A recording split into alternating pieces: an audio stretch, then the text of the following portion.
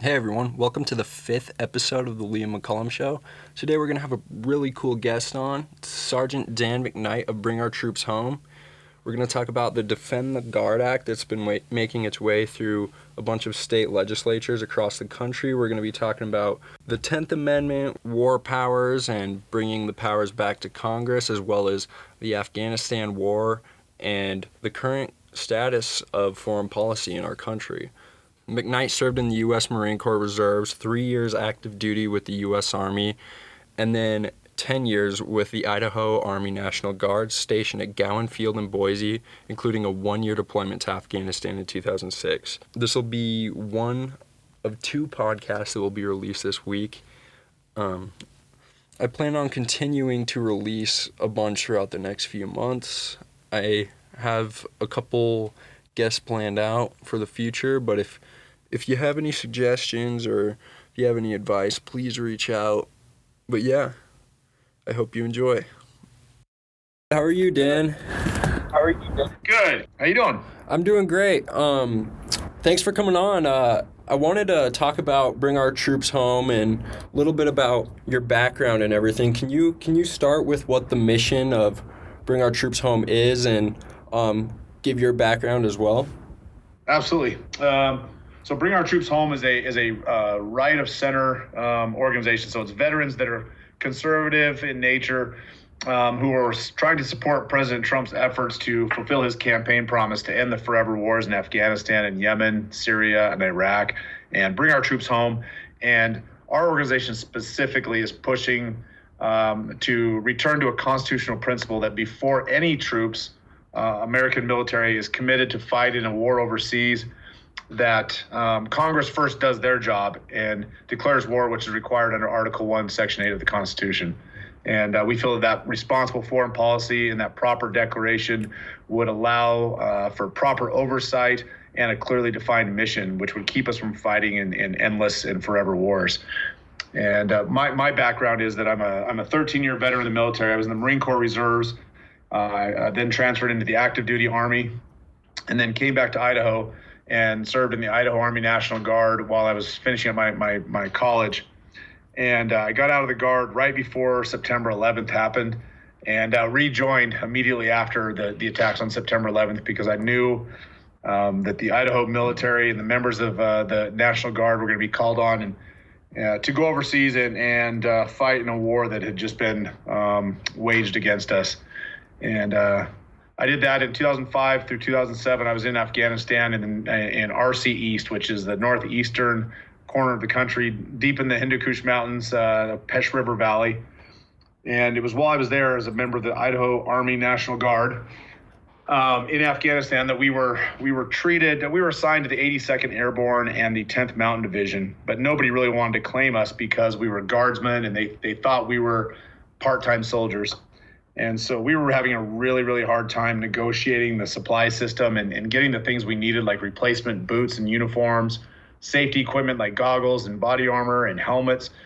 And out of frustration with my own chain of command and with the supply system, I as a non-commissioned officer, I knew I needed to take care of my guys. And so I grabbed a satellite phone deep in the Pesh River Valley and climbed to the top of a little hill where I could get a clear signal. And I called a friend of mine who was able to put me in touch with our governor back in Idaho, who was the commander-in-chief of the Idaho National Guard as part of his position. Mm-hmm. And it was through that connection he actually answered, and it was a gentleman named Jim Risch. And I said, Governor Risch, I said, this is Dan McKnight, and I'm calling you from Afghanistan, and I'm one of your Idaho National Guardsmen that's serving in combat. I hope I have your attention. And he said, yeah, Dan, you've got my attention. What can I do for you? And I went on to explain to him what was going on, and he stopped me, and he goes, Dan, I've only been the governor for a minute. He had just been taken over as the governor on an interim basis because our governor had gone to Washington, D.C. to work in the Bush administration.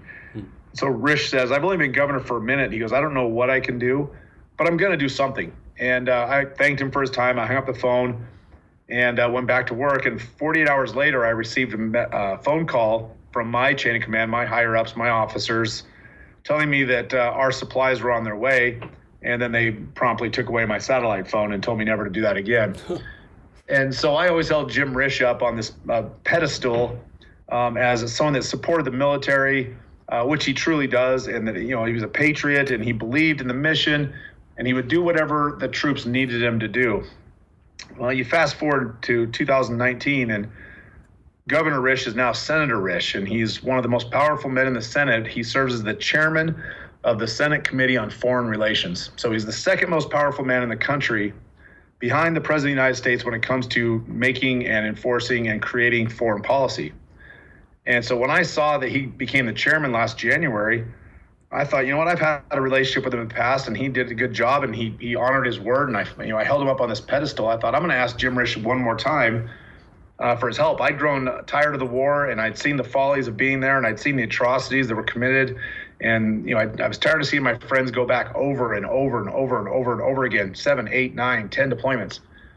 So I didn't know how to get a hold of a senator. I knew how to get a hold of a governor. He lives and works right down the street. But a senator, I decided to contact him by writing a guest opinion. And I submitted it to the newspapers here in Idaho.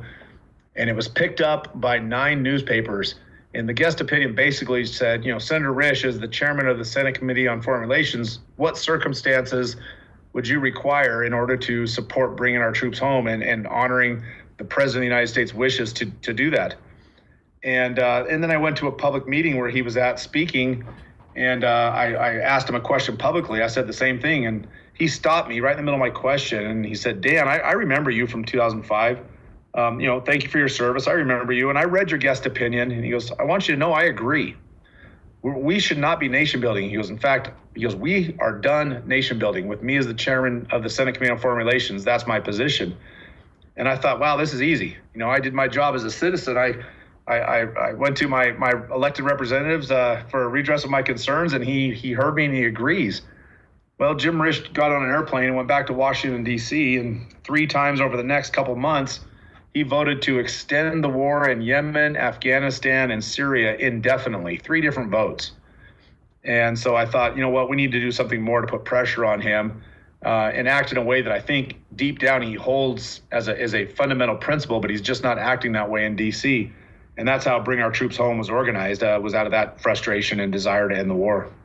Right, and it seems that a lot of veterans have this same exact frustration, but I'm reading here, President Donald Trump vetoed a bipartisan resolution calling for the immediate withdrawal of troops from Yemen, and Risch voted against that same resolution. Even though the president made this promise in his campaign, What are you guys trying to do? Because it seems that he hasn't followed through.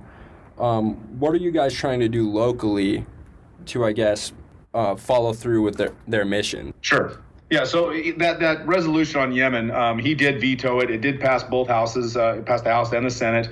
The only people that I would say are from the right that voted against that were people that are stalwarts on this non-intervention, proper foreign policy, like Mike Lee from Utah and Rand Paul from Kentucky. But it did go to his desk, President Trump's desk, and we were disappointed that he vetoed it. But that resolution was created as a political ploy. It was a way for the Democrats to attempt to castrate the president and take away his authority to wage a war that was already started, that he inherited. Mm-hmm. And so while I disagree with his vetoing it, I understand why he did, because Washington is so divided. It's so tribal right now that nothing is as it appears on face value. So right. Because of that frustration, the way things are in Washington, that's why we've come back to the state level and decided to wage our efforts here at the state level with our representatives that live in our neighborhoods, that go to our churches, whose children attend the same schools. And so all across the country and states, we've got representatives that are working for us with legislation that we've titled Defend the Guard. And what this is, it's a bill. It's a very simple bill. In Idaho, it's only like 28 lines of text. It's very short. It's very clean. But if passed, it would require that before the National Guard or the state militia is turned over to Title 10 and sent as an active duty element to fight in overseas combat operations or wars, that before that can happen, Congress has to do their job first and declare war, which makes it a constitutionally sound war. Right. So if Congress won't do their job and put their name on the line, then they shouldn't be asking the men and women of the National Guard to do their job and put their boots on the ground.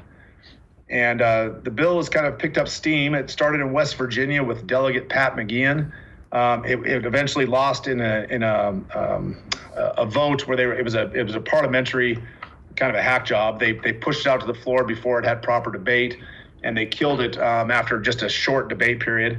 In West Virginia, it died a similar death when Liz Cheney's surrogates went to members of the House of Representatives in Wyoming and said that if this bill were to pass, then she would personally make sure that 4 C-130 aircrafts would be moved from Wyoming and sent to Texas. So she was dangling trinkets from the national treasure in front of lawmakers in Wyoming, threatening jobs and economic security. And it died on another introductory vote there in a non-budget year. South Carolina, it's moving forward. Oklahoma, it's moving forward. Michigan is about to introduce. And then here in Idaho, where I'm at, my own representative in my district lives just a couple blocks from my house. We go to the same church. I've known him for a long time. I've supported all of his campaigns for a decade, including a recent run that he did for mayor where he got beat. But Representative Joe Palmer here is a Republican with a historically conservative voting record. And he sits as the chairman of the Transportation and Defense Committee here in Idaho. And our bill has to go through his committee to be introduced. In Idaho, we have a process here that's fairly archaic. Before it can be introduced, before it can be talked about, before we can release the text of the bill publicly in the newspaper or even read it in the public square, the bill has to go through a committee, and the committee chairman has to recommend that it be printed. So he is single-handedly blocking the bill from being printed, from somebody pushing the F10 button on their keyboard and sending that thing off to the Xerox machine to be printed.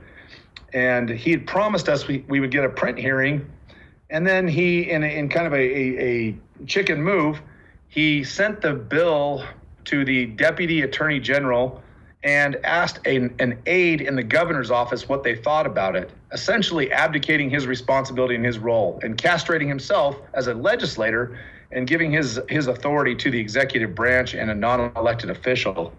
And those two folks came back and said that they didn't know if it was a good bill because it appears to have some constitutional questions that haven't been answered. And so now Representative Palmer's hiding behind that opinion, even though we strongly disagree, because we're not trying to change or challenge the Constitution. This bill would support the Constitution. And we've got legal opinions from of all organizations, believe it or not. The ACLU from West Virginia has come out and endorsed this with a very strong legal argument. And in fact, we're working on statements from other organizations. The Veterans for Trump, which is the official veterans re-election arm of the Re-elect Trump campaign, has come out with a 2-page endorsement. And it's a very popular movement. It's just you have to get the establishment folks to get out of the way. And so right now our fight in Idaho is with Representative Joe Palmer single-handedly, unilaterally holding up the bill. Do you know what they think is questionable about it? What part of the bill are they saying isn't constitutional? Sure. And there was a Supreme Court case that came forward in 1990. And if you were to Google it and look it up, it's called the MacArthur Amendment. And I believe it was the Minnesota National Guard. I may not be right on the state, but I think it was Minnesota. Challenged the President of the United States and the federal government when his state's National Guard was called up for their 2 weeks of annual training, and they were going to be sent to Panama, I believe, for 2 weeks. And he challenged that. He said the National Guard is not to be, used outside of the country. They're here for the fourfold mission of the National Guard, which is to repel an invasion, to put down an insurrection, to enforce the laws of the land, and to help in a time of natural disaster emergency. Mm-hmm. And so it went to the Supreme Court. The Supreme Court ruled on it and came back and said that the federal government absolutely has the right to reach down into the states and move the National Guard into Title 10 status, which makes them active duty military, to send them overseas for training purposes only. And in the decision, it says training purposes only. And so the people that are opining against this bill are using that ruling, saying that clearly they meant training and combat operations. Well, we disagree. This hasn't been challenged at the Supreme Court, and all 9 of the justices on the Supreme Court that wrote in that opinion, and it was a split opinion, but all 9 have been replaced. They're all gone now. And so now we're looking at 4 justices on the Supreme Court. that were appointed by Clinton or Obama. We've got 5 that were appointed by Bush or Trump. Of the 4 that were appointed by Democrats, 3 of them have significant ties to the ACLU and would surely support a position that the ACLU has made a sound legal argument for. 2 of the other 5 Trump appointees certainly are more along the lines of constitutional conservatives, which leaves the decision really truly in those last 3 justices' hands. And we feel that now that decision, even for training, we think would come back, and if it was ruled on now, it would rule the other direction. And the Constitution is pretty clear on this. It says the states have the right to maintain a militia. The federal government has the right to raise an army in times of national defense, but not to. The militia is the National Guard. It was defined in 1903. And so the Constitution is not even ambiguous on this. It's as clear as can be. And so we don't feel that we would have a real problem with the Supreme Court on this. And ultimately, we're going to pass it in a state. And the ultimate goal is to get a decision in the Supreme Court, which would make it, it would make it law in the entire country. We wouldn't have to go to every state to fight this. Right. So now, I kind of want to talk about your experience in Afghanistan. Did you take your tour while you were in the National Guard? Yeah. So I was National Guard. We're an attack helicopter battalion. So we have Apache helicopters and Black Hawk helicopters, and we were called up to augment, like I said, the 82nd Airborne and the 10th Mountain Division. And so we went over there as guardsmen, transferred to Title 10, which makes us, active duty soldiers. We just happened to wear an Idaho National Guard patch on our shoulder, and that was it was 2000. It was 18 months total. So it was like, I want to say October of 05 through February of 07. Okay. And was there any experience? I'm reading on your website that you didn't disagree with the mission while you were there, but was there any experience when, looking back in hindsight, you realized you kind of questioned what you were doing?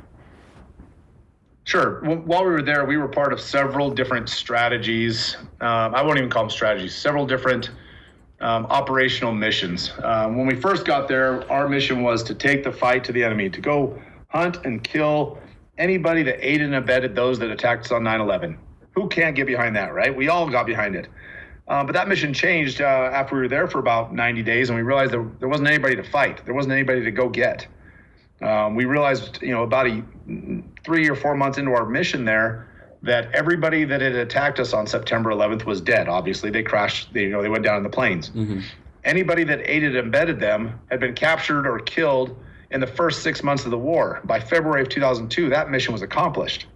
Right. So then the last part of the authorization that sent us to Afghanistan was to hunt and kill Osama bin Laden, which we were actively doing. We were tracking his cell phone calls while we were there. We knew that he was in Afghanistan or possibly just across the border in Pakistan. And then the other part of the mission was to destroy or disrupt the terror training camps that were in Afghanistan, and that was done. So literally, we're flying these missions. We're rounding up people based on faulty intelligence. We're rushing them off to Kabul, where they were interrogated and put on an airplane and sent to Guantanamo Bay. And so our mission changed, and instead of taking the fight to these insurgents and these enemies, we became a nation builder. We started assisting with what was called provincial reconstruction teams. We were building roads and water treatment plants. And I wasn't physically swinging a hammer or paving a road, but we were there supporting those efforts. We were watching schools be built, and we were helping secure polling places during the first national election. We did all kinds of things that weren't part of the authorization of use of military force that was signed by Congress in 2001 that gave us the authority to go to Afghanistan. And the reason that mission creep happened, the reason that developed into a non-war fighting effort is because there was no oversight. There was none. There wasn't a declaration of war, so nobody had to truly stand up and say, hey, I authorize this war as a representative of Congress, and it's not being waged properly. Once they gave the authorization of use of military force, Congress was able to wipe their hands, and it was somebody else's problem. And so we became part of the pre-surge. We became part of the Hearts and Mind mission. We became part of bottom up. We became part of top down. We became part of training Afghan police forces. We became part of creating an Afghan National Army. We did all these things that weren't part of being an aviation attack helicopter battalion. And at that point was when I started really seeing the boondoggle and the waste and the fraud and the corruption, and recognizing that we were fighting an enemy with the Department of Defense assets, the military, and that same enemy that we were fighting was an ally of the defense contractors. They were paying off the Taliban with United States taxpayer money for their own protection, and then the Taliban was turning around and fighting us with the money they received from our own CIA and defense contractors. And so we started really seeing a problem in the way we waged and managed that war. And that happened about probably halfway through our combat deployment. Okay. And well, now that the United States has signed a peace deal with the Taliban, and then we already attacked them just shortly after, I've been hearing a lot of people say that, just people who would like to stay in Afghanistan, they're arguing kind of well, we need to be almost like the skeleton for Afghanistan. We need to keep them standing so that no one fills in the gaps when we leave. What's your argument against that? Yeah, it's the vacuum theory, right? That if we leave, something else will occupy that space. Right. Well, that vacuum has existed in Afghanistan for centuries, for millennia, and it's going to exist there for centuries more. There's never going to be a good time to leave Afghanistan, and so now is as good a time as any. Before one more American soldier, before one more Marine, before one more airman or one more sailor comes home in a body bag, now is the time to leave, because there's not one American death is worth the failure, not the military failure, but the failure in strategy, the failure in policy, and the failure to have a cohesive idea of what we're doing there. The Afghanistan papers that came out in December really, really support this theory, not a theory, a belief, that the generals that have waged the war and the politicians and the unelected government diplomats have failed the military. They've failed the American people because they've refused to put together a single, cohesive, lasting strategy and plan.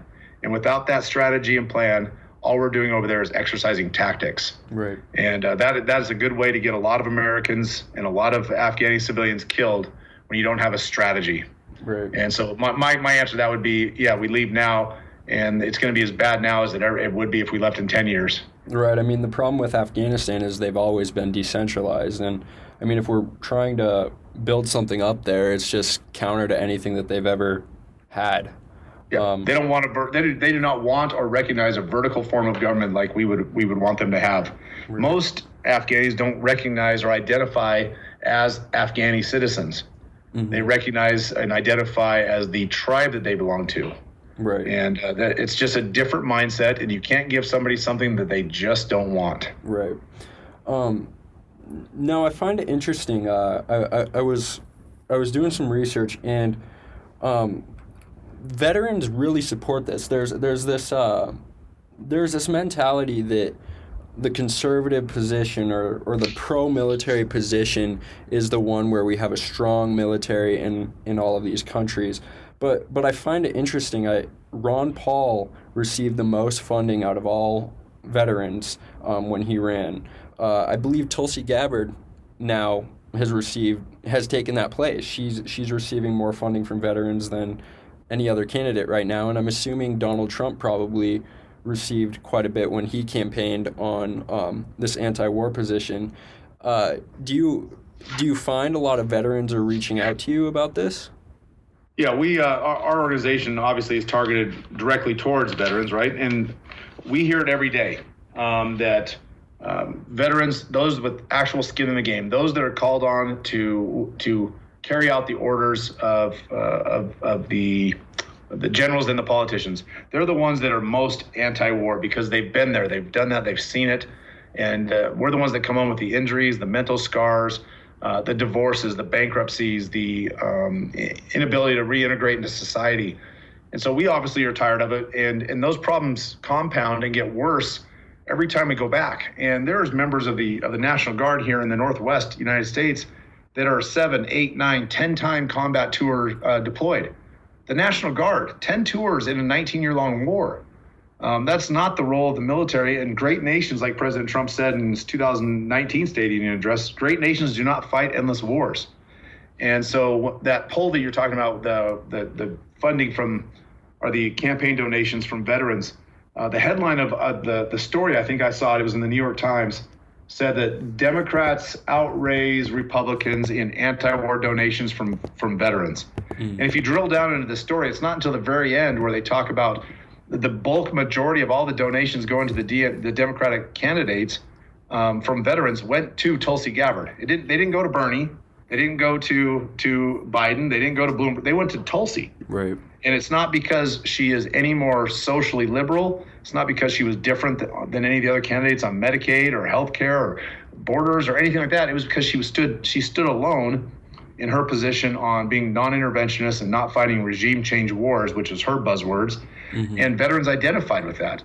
The second second candidate that received the most in-kind contributions from veterans was Donald Trump. And he obviously ran in 2016 on an anti-war or ending the forever war campaign promise.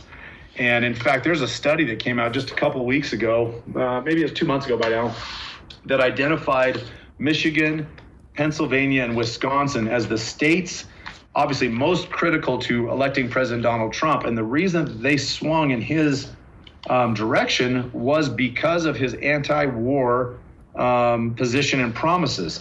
And those three states, here it is right here. The study's called Battlefield Casualties and Ballot Box Defeat. Those three states specifically were most affected in a casualty rate per capita than any other state in the country. And if that doesn't tell you that veterans are opposed to these forever wars, I don't know what would. I mean, those three states specifically elected President Trump to be the president. Do you think, I mean, now that he's signed this Taliban deal, do you think that there are more people, more veterans surrounding around him again now that there's kind of like this, he's taking that position back? Yeah, the Taliban deal is the Doha deal is what they're calling it. I think is the official nomenclature. But it was a fantastic moment. I was in D.C. when he signed it. We were at CPAC with Bring Our Troops Home, and there was veterans everywhere. Right. I think veterans and were the most easily recognizable group that were there. They had Vets for Trump shirts on. They were wearing their Army service caps. You could identify him. And when he gave his line in his speech Saturday afternoon about the Doha deal and that it was finally time to end these ridiculous wars and bring our troops home, the veterans stood. The veterans were the first ones to stand up and give a standing ovation for that specific line in the speech. And it wasn't until the veterans stood up and people looked around and realized that, oh my gosh, it's the men and women that are fighting these wars that support this position. Then the swell grew in the crowd and eventually everybody stood up, and it was out of a kind of a mutual applause line, obviously clapping for the president's peace deal, but also supporting the veterans who were boldly standing up now and doing what veterans typically don't do. And that's stand up and question the authorities that send us to war. Is there any concern now that, we've attacked the Taliban since the deal? Is there any concern that something might happen that keeps us there? Sure, always. Absolutely. It's not done until it's done, right? And part of the deal is that it's a conditions-based deal, that the Taliban has to stop attacking the United States and NATO and allied forces, and they have to stop their violence against the Afghan National Army and Afghan assets that are trying to defend and help create this new Afghanistan. And if they can't honor their part of the deal, then ultimately the deal fails. Right. But instead of throwing the baby out with the bathwater and calling the deal off right now because of a skirmish that happened in the Helmand province, President Trump has once again shown amazing restraint. And instead of just having his temper tantrum and wrinkling up the bill or the peace deal and throwing it in the trash, he has said, "Hold on, calmer heads. Let's retaliate. Let's send in air support, and let's put down this attack." Right? Let's stop the violence and let's get back to the table and keep talking. Right. And that takes tremendous restraint. And I don't think we would have that restraint in the White House if we're looking at a President Clinton right now. Yeah, it's pretty concerning. I remember I talked to Scott Horton a little bit ago in another interview, and something he said was about how the people who attacked us on 9/11 they want us to be there. They want us to be there because they've got us where they can kill our soldiers. They've got us where where we're weak, you know. Do you think that the Taliban is almost do they want this deal? Do they want us to leave?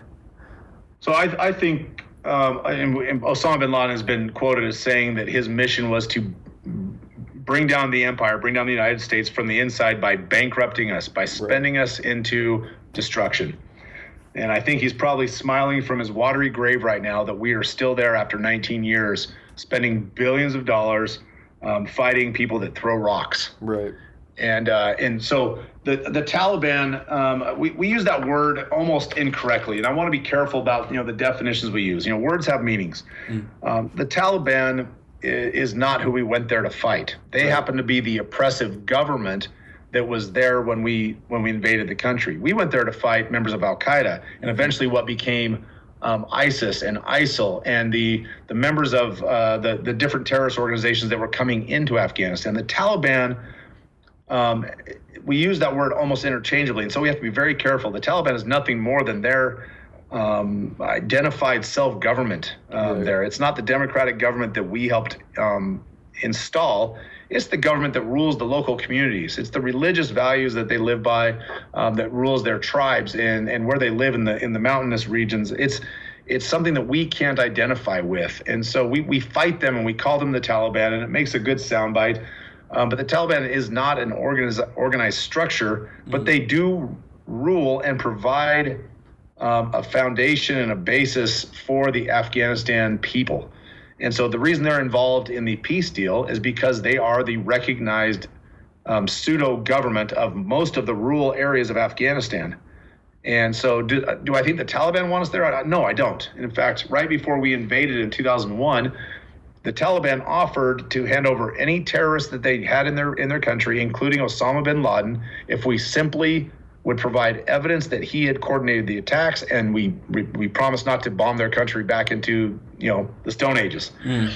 And we lived by the Bush doctrine, and at the time I think it was proper, it was right, that we will not negotiate with terrorists.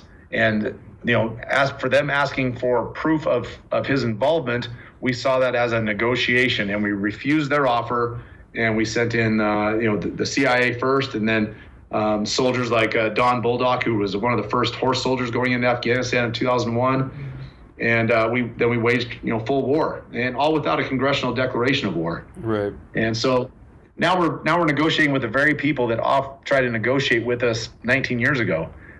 Seems a little. What's the definition of insanity, right? As doing the same thing over and over again and expecting a different result. Right. Well, we've changed that. It's refusing to do something one time, and then after thousands of deaths and trillions of dollars, going back to that very same thing and hoping that it's the way to end the war.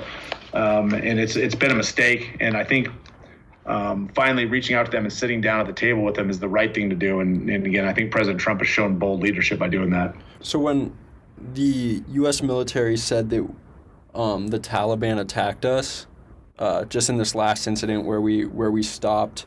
Where we sent in the missiles and stuff like that, were they not necessarily Taliban, or who were they associated with then? No, that's a great question. I don't know who was involved in the attack, and anybody that attacks the Afghan National Army right now, or any of the local Afghan National Police, or any asset that we've identified as friendly. Any attack that comes in, it's going to be identified as Taliban, because they're the ones that are controlling and allowing people like these Chechen insurgents and people from Pakistan and from Uzbekistan to come into their country and wage these wars. And so they're identified as Taliban. But again, it's not. I don't think it's a proper definition. Right. And if by the Taliban allowing these things to happen, they're in a sense violating the Doha deal. Okay, so we just call them Taliban, but it could literally be anyone who's upset with the U.S. government. Sure, we call every insurgent in that country Taliban. Okay. And an insurgent is another word that is probably misused a lot. An insurgent is nothing more than a member of the local population of an occupied country rising up and saying enough is enough. Right. That's what an insurgent is. So it could be a baker, it could be a goat herder, it could be a child. Anybody that then raises arms against an oppressor or an occupier becomes a quote unquote insurgent. Right. I do think It's pretty interesting. If the same thing were to happen here, they make a lot of parallels with the Vietnam War.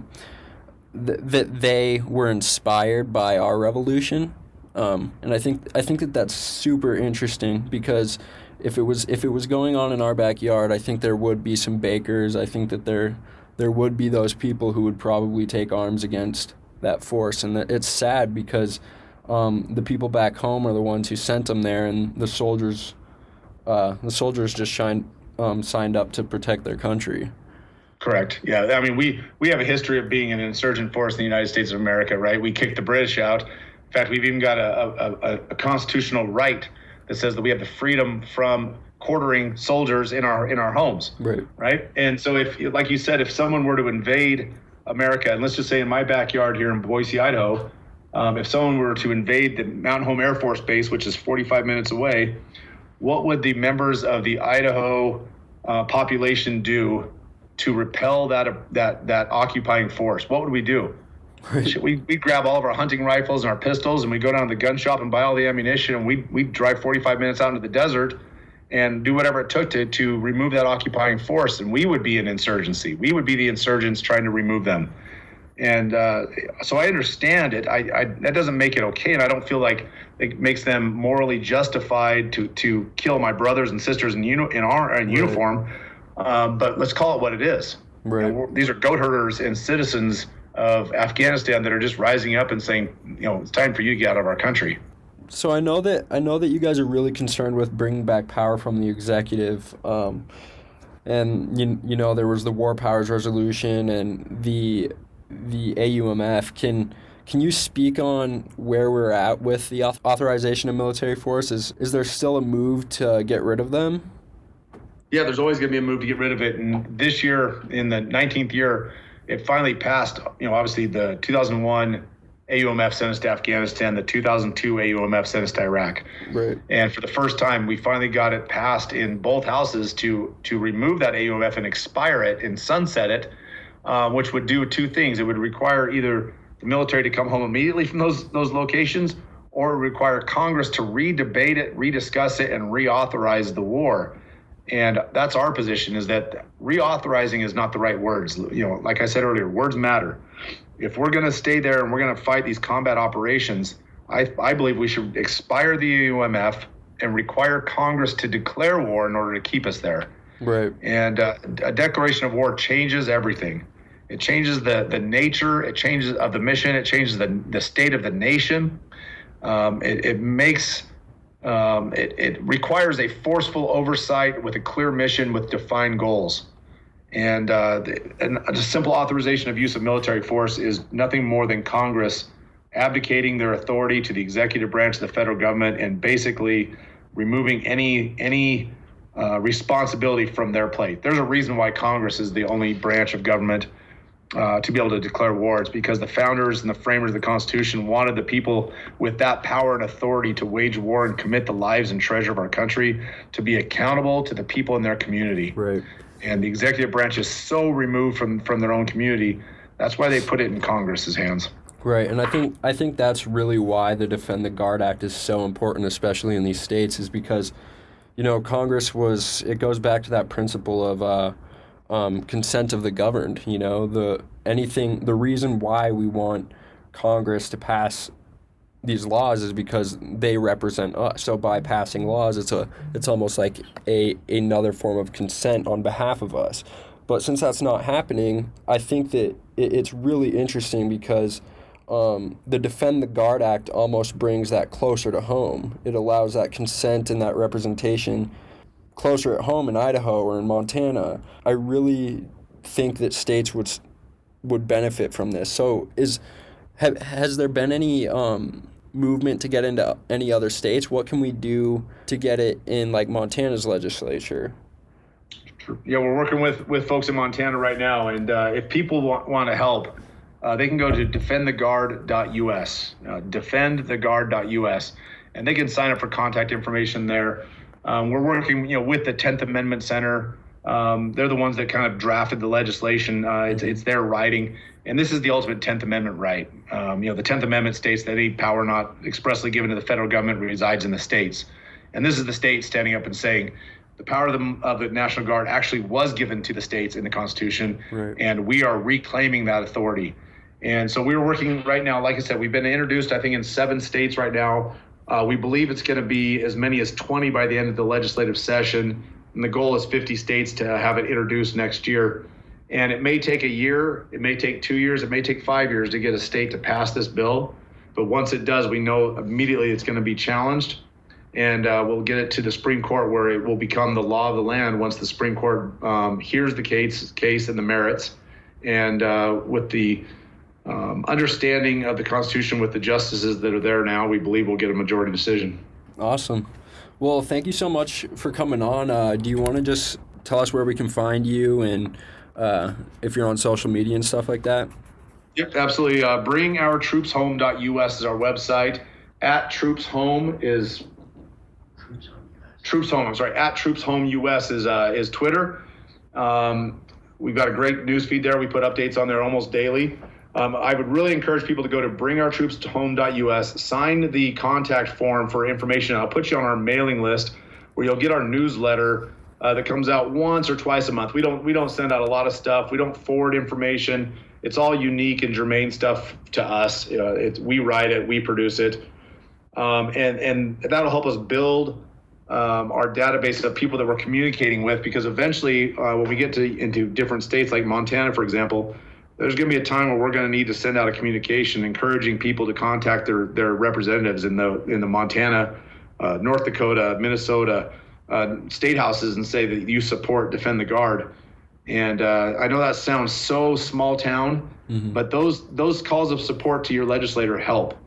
Legislative districts, especially in rural Montana, could be as small as 5,000 people, and one phone call could make a difference in those small districts. And so I would encourage people to go to either defendtheguard.us or bringourtroopshome.us. All right, awesome. Thank you. You bet. Thanks for having us on. Yeah, and thank you for your service. You bet. Take care. You too.